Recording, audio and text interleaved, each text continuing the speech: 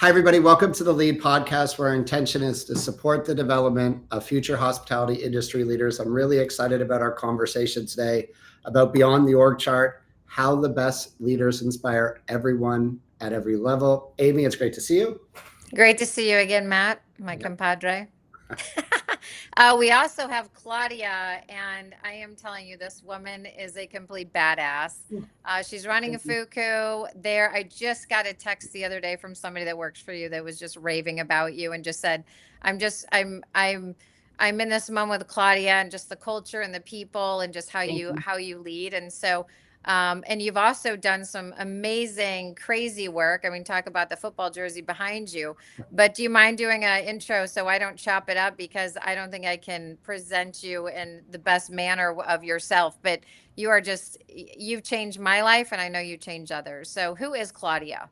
Well, Amy, first, you're making me blush, and just thank you for those kind words. And Matt, good to be here as well. Thank you for the opportunity, and just thanks for such a great intro. A little bit about me. I'll keep it short and sweet. Born and raised in Miami. My mom is Mexican and my father was Cuban. So to immigrant parents that were entrepreneurs throughout their lives. And really the way I started and eventually ended up in hospitality, I grew up in the marketing vertical of things before becoming CEO. My father had a small US Hispanic advertising agency called Lezcano Associates. So I learned it from the ground up. At 16, I was at Calle Ocho Festival handing out coupons, doing anything that was required to break into marketing. So I attribute everything he showed me how to do it from the ground up. And I think that's one important lesson for all of us, really, as we grow in an organization. You got to know how to do it from the ground up. That's a good way to start. So I started early career in marketing, as I mentioned, both on the Hispanic agency side and then J. Walter Thompson for several years, working with Domino's and Ford. And then I had an opportunity to jump over to the quote unquote evil side, so the client side with Burger King Corporation, or I spent an amazing 8 years there in different roles in marketing, both domestic and internationally. And really, that's where I first made a leap into the food space. And once you go into the food space, I think it's just something that never comes out of your system. It was just wonderful to be a part of an organization that was driving, sales, building a brand, penny profit, and just things that really stay in your blood. So spent several years with Burger King Corporation. And then I had a once in a lifetime opportunity that I thought would never happen, that speaks to the jersey behind me just a little bit. Grew up a Miami Dolphins fan since the age of 8, going to the games with my dad. And fast forward to a former colleague of mine at Burger King had gone to the Dolphins, and the CEO of the Dolphins said, "Hey, Pablo, I know you come from Burger King, one of the big companies in Miami. We need some marketing help." Fast forward to I was meeting with the CEO before a game. I thought it was just a meet. It became an interview. Fast forward to I became the first chief marketing officer of the Miami Dolphins, as well as the first female and Latina marketing officer of the Dolphins. Which was just such an honor, having been a fan and something I'd done with my dad my whole life. So spent some time in sports world, both at the Dolphins and head of marketing at the Marlins as well. Love my hometown teams. And then back to, food space keeps calling you back. So some of my colleagues had made a jump to Church's Chicken, and they said, "Claudia, come on over, come back into the space." So spent several years at Church's Chicken, working as head of marketing as well. And then this opportunity came along. So a gentleman, Matt Higgins, that I'd met during my time at the Dolphins, sent me a message and said, "Are you ready to be CEO?" Matt is the type that he's been on Celebrity Shark Tank, et cetera. It's a yes or a no. So I said yes, not knowing exactly what I was getting into. And 2 weeks later, I'm like, "Matt, CEO of what?" He's like, "Oh my gosh, forgot to respond. CEO of Fuku. Are you interested?" So that's a very short synopsis of how I got to Fuku now as CEO. And I've been here for about 2.5 years. And it's just, we're building something really special here. And making an impact, because what I think is cool is, and for the people that are listening on the podcast, is that this is for emerging leaders and folks that are trying to figure out how to become Claudia's, and the connections that you've made along the way that are so important, that I don't think people realize that sometimes when you're not in the room is when you get that promotion, or somebody put your name out there for that next level of promotion. And so Just a cool story, but you're also just this light of in the restaurant space, and you've moved Fuku from nowhere where it was when you walked in the door to just really Thank you. growing it and being everywhere. So nice you. job. Thank you, Amy. And to those connections, it was a connection made 10 years ago. And I always like to tell emerging leaders and just leaders, wear your passion on your sleeve. Matt and always knew that I had a passion for the restaurant space and knew that I was a leader within marketing. So it stuck with him. He's like, wait a minute, Claudia knows sports. She knows the restaurant business. This is someone I should talk to. So you're always sort of being interviewed, right? So wear your passion on your sleeve and let the world know about it. You went to a game, and who knew you were being interviewed by the CEO of the Dolphins? Exactly. Exactly right. Yeah. And that leads me to a question. It's just I've heard so many people speak so highly of you, and you've worked for these celebrity organizations and brands literally, but they talk about the individual, you and your leadership. What have you done in your way that's allowed you to connect with the leaders around you, to allow to create alignment that they've been drawn to you and to work with you to build the brands that you built? Yeah, I think I'm very just humble in my approach. I'm very much about a servant leader. It's not about me. It's about what the team and the people around me want to accomplish, and I'm simply here to maybe be a catalyst in their journey. Mm-hmm. So I think my approach with people, my approachability, and I think also I'm also very clear in terms of the purpose and mission we have to accomplish within an organization. So very transparent, with what it is and even the financials, and just really let people understand where the business is and where we're going, and just be fully transparent about, we had a good month, we had a bad month, and we all have a role to play if you'd like, right? Sometimes people are like, wait a minute, this building something from scratch isn't for me, and that's okay as well. So I think it's just letting people express themselves, contribute appropriately, and just set a clear mission, vision, and the right approach where people feel heard, they feel valued, and they feel that they are the ones really moving towards the goal. I'm just here kind of reminding us. Absolutely.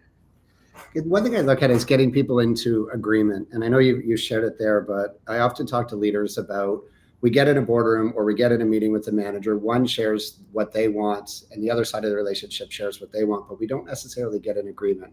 And you just shared something there that when we are in alignment, we move forward, but sometimes we're not, and that's okay. Can you share a little bit about having that conversation for the emerging leader of, we're able to share what we want, but what do we do when it gets a little prickly, or we've got a okay for it not to be okay situation? Definitely. I love the question. And it's something that with Fuku now being able to really establish our values, one of them is keep it spicy. It's okay to keep it spicy, right? If we all agreed 100% of the time, is that really moving us forward? So I think just level setting from the beginning that one of our values is it's okay to have conversations, difficult conversations. We're not always going to be agreeing on the same, agreeing or on the same page.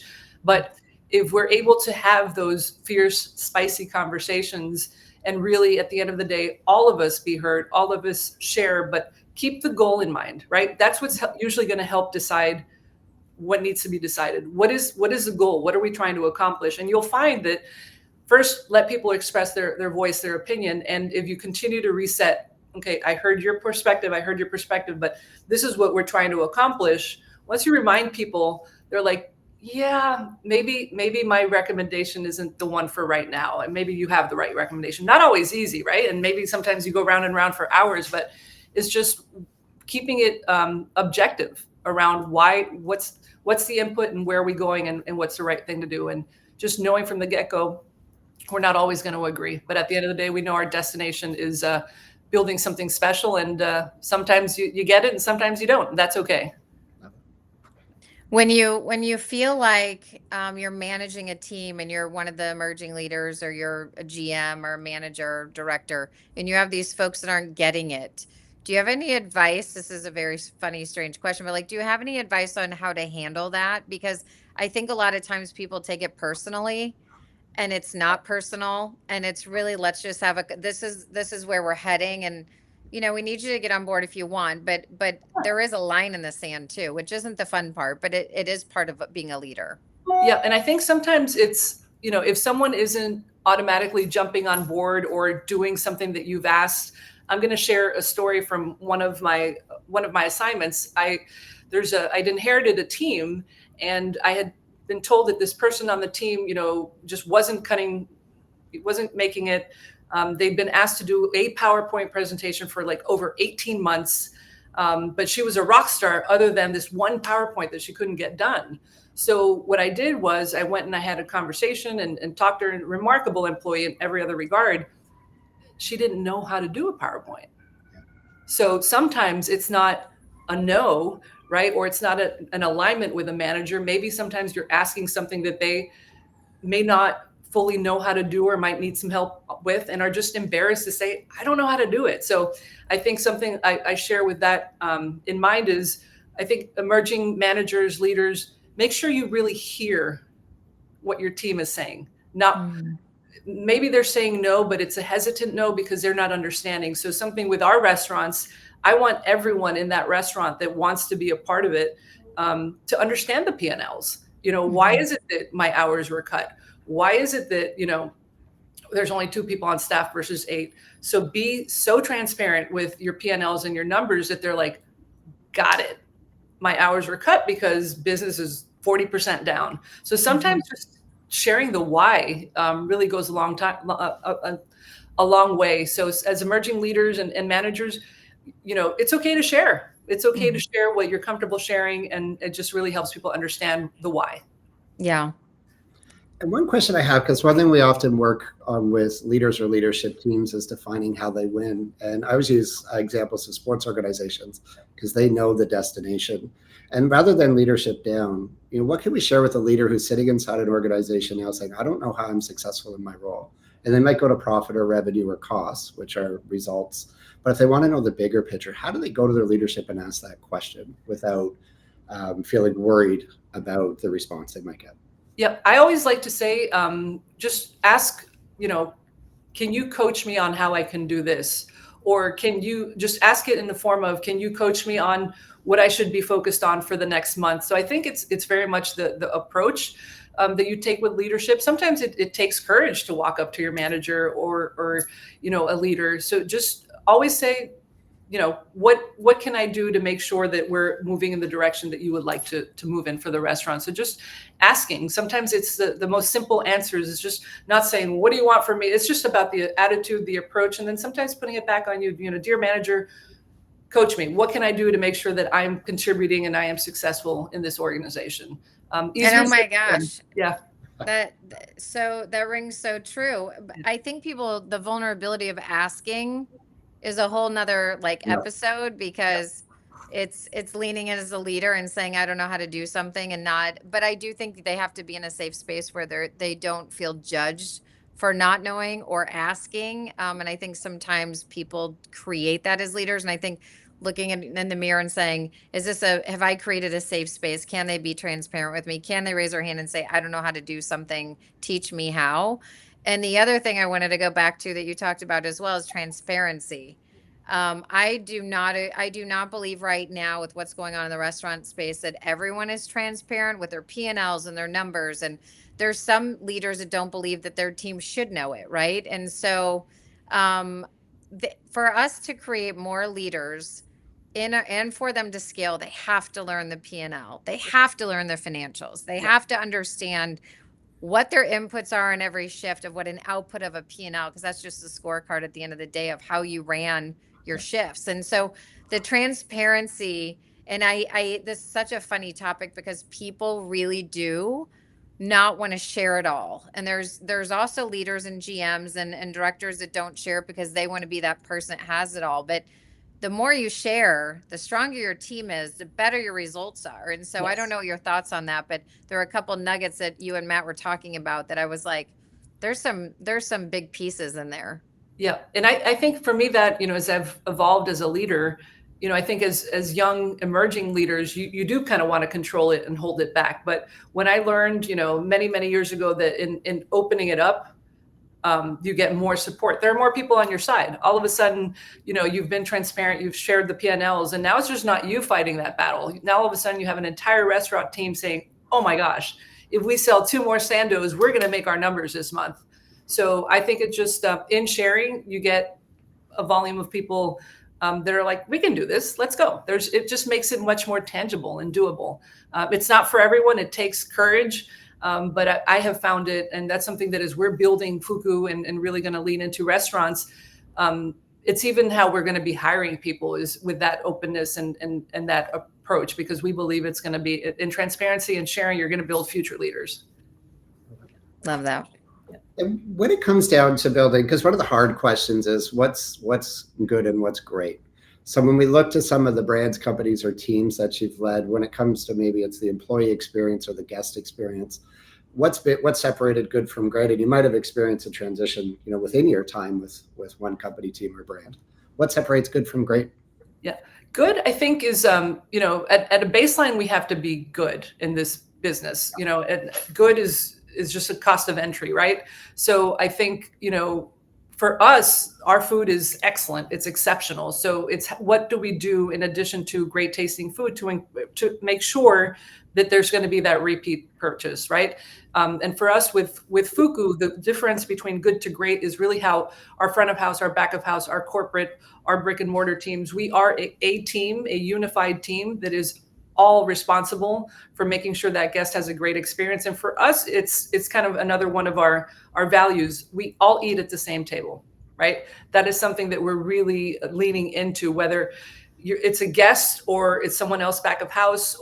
So we need to treat every guest as if it's someone that is in our family, and we're all eating at the same table. And that also applies to the organization, whether you're, the person, frying the chicken that is the most important job really for us, or the CEO, we are all going to eat at the same table and we're all going to have that shared experience, because we're one community. So I think the differentiator for us is the food is excellent. It's going to be how people feel, and really how people feel that in our restaurant, that they are eating at the same table. Sometimes you walk in, there's no eye contact.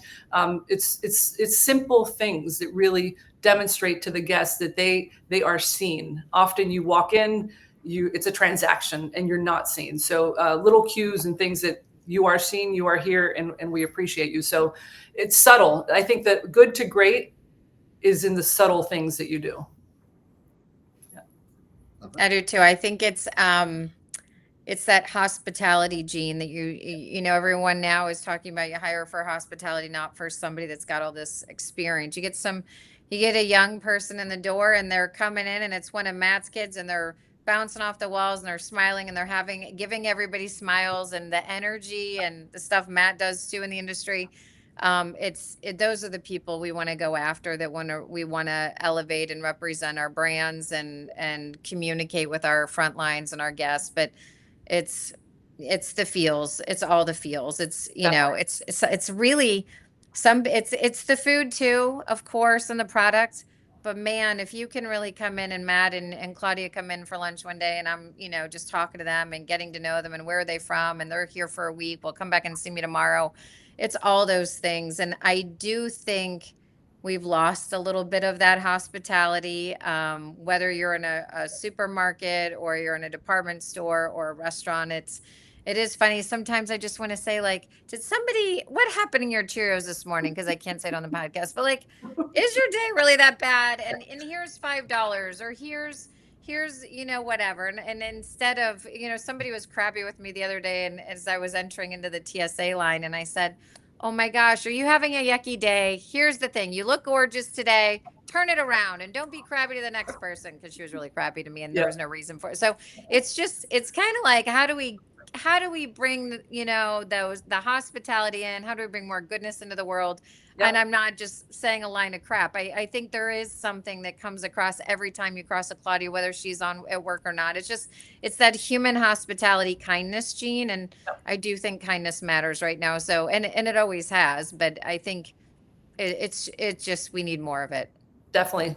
And I think it goes even, the framework that we have for the people that we want to hire, those values are critical, and they're going to vary by group. So it starts from the people that you hire on through. And I think also for emerging leaders, hospitality is not going to be the same across all brands, and it's not going to mean the same thing. So there are leaders that can really, there's going to be what the brand standards are for hospitality, but how does that translate to the restaurant that you're running, and what is the impact that you can make with your hospitality queue? It could be, something we're going to lean on for hospitality with Fuku is, during slower hours post lunch, I want to make sure that the entire community knows that this is a space that they can come in and enjoy and use, right? So that could be hospitality. Hospitality can mean many different things, and I think restaurant leaders can help define that for their own restaurants in a unique way. Yeah, great point. And so one thing that's just so clear, I don't know if you just watched me, I just had a moment as you were sharing. So I felt we need myself to hire like your really kids for thinking, Fuku? I'm just kidding. Yes. But the side of looking at, so everybody has core values, whether they're written or not, they're going to show up. But there's something so clear in your communication is that you live and act by your values. So they're not just a slogan or a statement that we put on the wall. There's something that we live by. My assumption is so do the people around you. You live, like, one thing that's clear, this passion and driven purpose. How do you get people to buy in and execute? Like, how have you taken somewhere you sat down and wrote down these values? Now they're alive in all the spaces that you've led. Tell us a little bit about that. As a group. We did it together, right? Even, when I joined Fuku, we set, as a team, small team, it was only 10 people at the time, we developed as a group the 5-year strategic plan. So the team, I didn't just show up and say, this is our plan, or I didn't just show up and say, this is our mission, vision, values. We built it as a team. I set a very ambitious number and goal that everyone was like, what? And now they see it happening. But every one of those team members was a part of it. What are the pillars? What is our true north? Where are we going to be by 2030? And with the values, mission, vision, values, the same exact thing. So it wasn't prescriptive. It was this kind of founding team for Fuku version 2.0. They did it. We did it together. And that goes back to, we all sit at the same table. And that is very much our philosophy. So that's, don't make it prescriptive, make it inclusive as best you can. And then really people are part of it. And some of the team members that were early on, they were like, this is very startup. This is a startup. I can't do that. And that's okay. I respect that. But also in letting the team be a part of it, there might be some team members that are like, whoa, I'm not into the startup thing. I need more of a structure. That's okay too. So by letting people be a part of it, they can say, we're in, or it's not for me. And the people that are in, they're in, and we're building something pretty special. And I have to say this before that AB transition, I always look at our recruiting strategy like a magnet. It either attracts and clicks, or it forces itself away. Your messaging is saying, we know who fits, who could fit our culture, and we know who may not. And it's so clear. But I'm saying, well, I want to get involved in this. Like, there's people watching this. How do I get involved in a startup culture? What does it look like? What does it mean? How does it? I just think it's so clear, because we're not always for everybody. And that's okay, right? That's okay. There are many cultures. And, if you had asked me 20 years ago, would I be doing the startup thing? I'd probably be like, no, I'm loving my Burger King corporate life right now. Love it. And I think it could also be in phases. But right now, startup is where we're at. We're a 10-year-old startup, as some of our colleagues say, not to take away from the early years, but now we're very clear in our path and our direction and our future growth. All due to your leadership. So if I were to ask you, Claudia, what are like 2 or 3 or even 4 traits to get to where you're at, and you're an emerging leader and they see somebody like you? A lot of people think that people go to school and then they get the CEO role, or it's just kind of a plug and play. A lot of people don't realize that they started off in their father's office, handing things out, right? I mean, one thing I think we're really trying to hone in on and influence the emerging leader group is, you can get from a dishwasher, a server, any position, in a cook, whatever, an expo, a chef, to a GM or a CEO role. Yes. But what do you think are the kind of those leadership traits for them to kind of hone in on? A lot of people talk about grit and learner and all those things, but what are your thoughts? Let the world know what you want to do. If you want to move from, restaurant role, let the world know, let your GM know, let the corporation know. I think sometimes we're so shy about, our own potential, or scared of our own potential, that we don't let the world know. it's something that I just reconnected with a former colleague, and my boss at Burger King when I worked in Latin America, I had forgotten. He started as a janitor at a Burger King. And wow, that's awesome. he became the president of Burger King for Latin America. So how did he do that? He would tell everyone he could tell that he wanted to keep growing within the organization. So let people know what you want to do.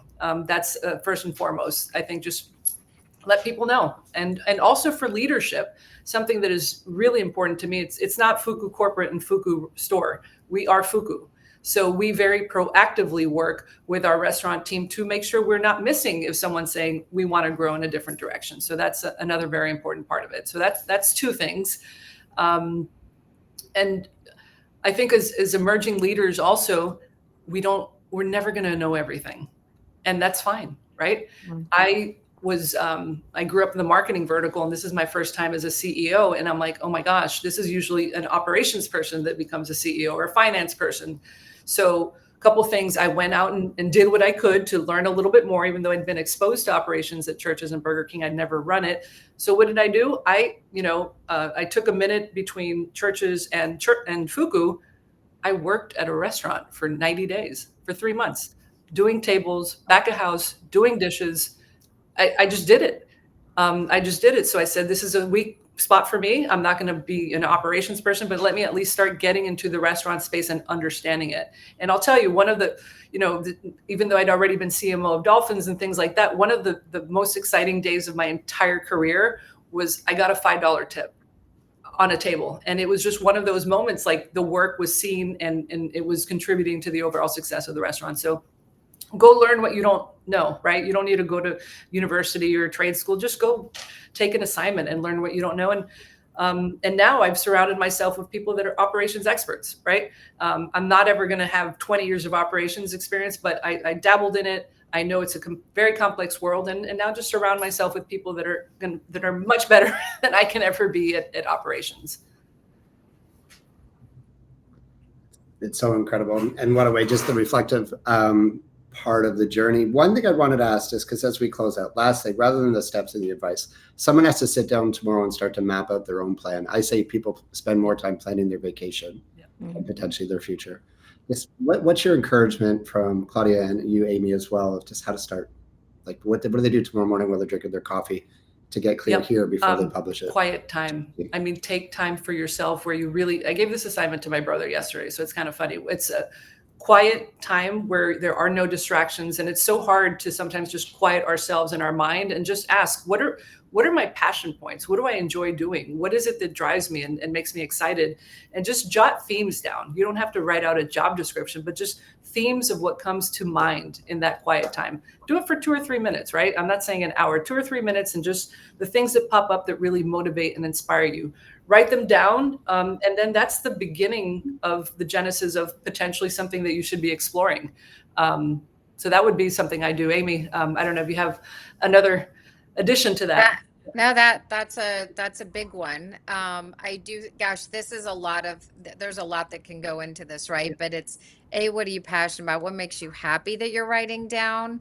What are your goals for not just like today? And I hate the 5-year goal, but where do you see yourself? And then what are people like? Doing some self-reflection is big. Like, look in the mirror. What are people saying about you when you're in the room? If you don't know, you should ask and find out. And if they give you some feedback and they say, these are the things you may need, this financial acumen, or you may need to learn grit, or, some of these, how to lead with empathy, all the things, what are those and how do those fit into those things you wrote down? And so then you kind of turn that list that Claudia is giving into action items. And what are you going to do about it? So I see people get stagnant or they get stuck because they don't want to learn something. They don't want to go bus and work the shift and understand what that is. And then they wonder why they're not where they want to be. And you really do have to look and go do the work.